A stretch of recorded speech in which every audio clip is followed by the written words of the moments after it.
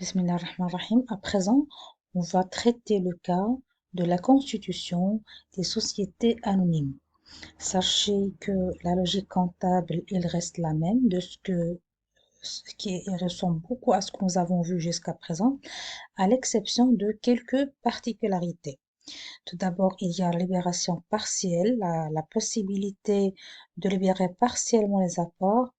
On peut libérer au maximum dont peut jouir une société et de libérer le quart lors de la constitution, libérer le deuxième quart la fin de la première année, le troisième quart la fin de la deuxième année et le troisième quart, le dernier quart, pardon, le quatrième quart, la fin de la troisième année.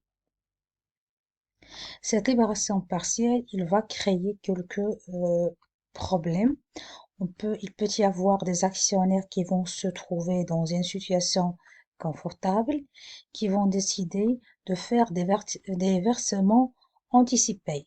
À l'inverse, on peut avoir des actionnaires qui vont se trouver dans des difficultés de paiement et dans ce cas, on peut constater des retards et des défaillances de paiement. Autre remarque très importante, puisque les associés dans la SA se connaissent se connaissent d'une façon très limitée, ils vont recours au notaire, c'est lui qui va se charger de collecter les fonds du premier quart. Pour appréhender tout ça, on va passer directement au compte, à l'exemple 3, qui concerne le cas d'une SA. On va lire, je vais essayer de lire un peu l'énoncé. Le 1er janvier de l'année 2011, la société Beta est constituée au capital de 3 millions de dirhams, divisé en 30 000 actions de 100 dirhams, dont 10 000 actions de numéraire libérées du quart lors de la constitution. Il faut se rappeler que la libération partielle, il ne concerne que les apports au numéraire. Ça veut dire ici le montant, il faut calculer tout d'abord le montant de l'apport en numéraire. C'est lui et de faire un petit schéma pour calculer l'écart, le premier quart, le montant du deuxième quart, le montant du troisième quart et le montant du quatrième quart. Je dirais, c'est une chose qui est très primordiale. Idem pour le défaillant et pour l'associé qui a anticipé. Et il faut impérativement calculer les apports ou bien l'écart de l'apport total, bien sûr, et par la suite, il faut déduire l'écart. Les apports en nature, ils concernent des bâtiments évalués à 500 000 dirhams, du matériel évalué à 1 500 000 dirhams. Et, et comme précision ici, les évaluations ont été prouvées par les commissaires aux comptes. Ça veut dire que on va pas, ce sont pas les associés qui vont déterminer la valeur de ces apports, mais ils vont faire à des experts pour authentifier les montants de l'apport en nature. L'apport en nature n'est pas concerné par l'écart. Je le dis et je le répète, et seulement pour l'apport au numérique. C'est l'apport au numérique qu'on va calculer l'écart de cet apport. Euh, je poursuis l'énoncé. Les fonds sont déposés chez Maître Fadel qui est notaire. Dans les premières écritures, on aura les fonds seront versés chez le notaire. Tous les actionnaires se sont libérés du quart, sauf Monsieur Neufel, souscripteur de 100 actions, qui a réglé par anticipation. Ça veut dire que Monsieur Neufel, qu'est-ce qu'il a fait? Au lieu de verser seulement le premier quart obligatoire, il a anticipé les trois quarts. Si on calcule son apport 100 actions multiplié par 100 dirhams l'action, son apport total, il est de 10 000 dirhams. Ça veut dire il va verser 2500 qui est censé être le premier quart. Ce qu'il va anticiper, il va anticiper 7500, les trois quarts restants et non pas les 10 000 dirhams. Le 12-1 de l'année 2011, Maître Fadil Le notaire, qu'est-ce qu'il va faire? Il va collecter les fonds qu'il a reçus et il va verser le montant en déduction de quoi? En déduction de ses honoraires et droits d'enregistrement qui s'élèvent à 8 000 dirhams. Ici, on a déjà le montant, il est donné en globalité. Mais si on vous dit que, par exemple, de calculer les droits d'enregistrement, les frais de constitution, ils sont constitués de quoi? Ils sont constitués des droits d'enregistrement plus les honoraires du notaire. Continuons. Le 15/6 de l'année 2011, la société décide d'appeler le deuxième quart. Le 36, la société constate que tous les actionnaires se sont libérés par virement bancaire de la partie appelée. Ça veut dire on va convoquer les associés. Ils ont exécuté, sauf Monsieur Abdoun, actionnaire propriétaire de 200 actions. Ça veut dire que ce Monsieur Abdoun, nous a donné un quart. Si on calcule son apport de 100 actions multipliées par 100 dirhams, ça donne 20 000 dirhams. C'est-à-dire qu'il a déjà versé 5 000 dirhams au départ, qui n'est autre que le premier quart. Mais quand on l'a convoqué pour ramener le deuxième quart, il ne s'est pas exécuté. Après mise en demeure, ça veut dire on l'a convoqué avec, on a essayé de le contacter, on l'a mis on l'a mis en demeure, mais il est en difficulté. La société ne va pas rester les bras croisés. Qu'est-ce qu'il va faire? Il va vendre les actions avec le prix global, il était de 9 000 dirhams. Ils seront vendus à Monsieur Jalil le 38 de l'année 2011. Voyons voir pour le prix. Qu'est-ce que cette 9 000 dirhams, il représente? Nous avons dit que le premier quart, il est de 500 000 dirhams. L'entreprise, il s'attendait à avoir 500, pardon, 5 000 dirhams comme étant le deuxième quart. Mais malheureusement, on a vendu cette 9 000 dirhams. En fait, il représente quoi? Il représente le premier quart plus le deuxième quart. Ça veut dire que l'acheteur, il a gagné une différence de 1000 dirhams, ce qui est normal. C'est une opportunité. C'est le prix qu'on a eu sur le marché. Cette différence de prix, ou bien la différence entre 9 000 et 10 000 dirhams et les 2 000 dirhams, il sera supporté par qui? Il sera supporté par le défaillant, qui est Monsieur Abdoun. Le 38, le 25/9, un chèque représentant le produit de la vente est remis à Monsieur Abdoun, sous déduction des intérêts de retard de 600 dirhams et des frais postaux de télécom de 100 dirhams. Qu'est-ce que cela veut dire? Cela veut dire simplement que ce qu'on va rendre à Monsieur Abdoun, n'oubliez pas qu'il nous a donné 5 000 dirhams, et il nous doit 5 000 dirhams, mais on va retrancher les 1000 dirhams de perte de vente et on va retrancher également 600 dirhams plus les 100 dirhams. Voyons voir les écritures, on va expliquer chemin faisant.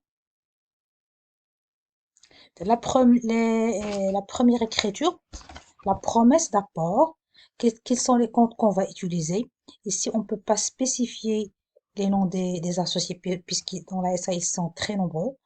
On va se contenter de distinguer ici les apports en nature et les apports en numéraire en faisant quoi? En subdivisant le compte 3461 avec 0 et 1. Et ce compte, on va mettre 0 et 1 et pour distinguer les apports en nature et les apports en numéraire. Les apports en nature, ils sont de 2 millions de dirhams et l'autre partie, il est d'1 million de dirhams. Mais ici, qu'est-ce qu'on a fait? On a 250 000. Il s'agit ici du premier quart. C'est un capital, on va utiliser le compte d'apport en société. Et pour les trois quarts restants, on va utiliser capital souscrit non appelé. Ça veut dire cette partie du capital, on n'a pas encore convoqué les associés pour verser. pour verser ce qui est dû à l'entreprise. En fait, on va dire, ce manœuvre n'est autre que une facilité, si vous voulez, de paiement accordée aux associés, puisqu'il s'agit des montants qui sont très importants pour les SA. La deuxième écriture, la libération des apports en nature. On va solder le compte d'apport en nature du montant de 2 millions de dirhams. L'écriture suivante, les dépôts de fonds chez Monsieur Fadil. Ça veut dire que les associés, ils vont verser la libération des apports. Il ne sera pas réalisé à la banque, mais le premier quart, il sera versé chez le notaire. C'est lui qui va authentifier les premières opérations. Il ne faut pas oublier que on a une anticipation de Monsieur Naufel. Nous avons, si vous vous rappelez, il y a quelques instants, j'ai dit que Monsieur Naufel il est souscripteur de 100 actions. 100 actions fois 100 dirhams, ça donne 10 000 dirhams. Et qu'est-ce qu'il va anticiper? Il va anticiper les trois quarts. Les trois quarts, ils sont de 7 500 et non pas, il faut faire attention. Ce qu'il va anticiper, ce sont les trois quarts et non pas or le premier quart. Le premier quart, 2500, il se trouve, si vous voulez, ici, quelque part ici. L'écriture suivante, il concerne quoi? Le débiteur divers ici, c'est le compte qu'on a utilisé, débiteur divers, Monsieur Fadil. On va solder ce compte-là par le biais de quoi? Il y a une partie qui va être versée à la banque. Ce que Monsieur Fadil va faire, il va verser la somme qu'elle a collectée et celle-là, 200, ça veut dire le premier quart plus l'anticipation de Monsieur Naufel, mais il va retrancher quoi? Il va retrancher 8000 dirhams, nous l'avons déjà ici dans l'énoncé, et il ne va verser à l'entreprise que la différence qui est de 249 500 dirhams. L'écriture suivante, il concerne quoi? L'appel du deuxième quart, il est de 250 000. Il faut pas oublier ici qu'on a une anticipation, n'est-ce pas, de Monsieur Naufel. Ça veut dire le montant attendu, il y a une différence de 2500 dirhams, mais il y a aussi quoi? Il y a la défaillance euh, de Monsieur Abdoun. La défaillance, il est de combien? De 5000 dirhams, puisqu'on s'attendait à avoir le deuxième quart, pardon, puisque ici, il a 200, 200 actions. Et chaque quart, il est de 5000 dirhams. Qu'est-ce qu'on va faire? On va pas l'entreprise ne va pas rester les bras croisés. Qu'est-ce qu'il va faire? Il va vendre les actions. Le prix de vente, il est de 9000 dirhams. Euh, on a dit qu'il y a ici une perte éventuelle de 1000 dirhams qui sera supportée par qui? Par le défaillant. L'écriture suivante, on va imputer les frais, les charges de cette opération, cette défaillance au autre compte d'associé débiteur qui n'est autre ici que l'actionnaire défaillant. On est censé par la suite reverser le reliquat à Monsieur Abdon.